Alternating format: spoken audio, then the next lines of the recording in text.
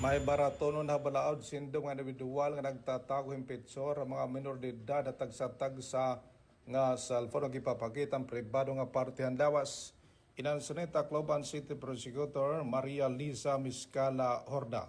May baratonon nga child sexual exploitation na materials nga online sexual exploitation of children kung may mga tinago ha cellphone nga pornographic materials sa mga kabataan.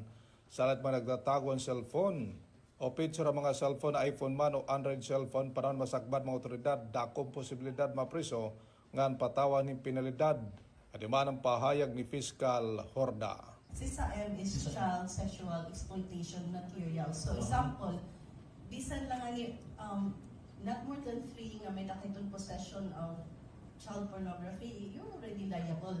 Makitaan ka din mo iPhone, nagre-retain ka mga pornographic materials in mga kabataan.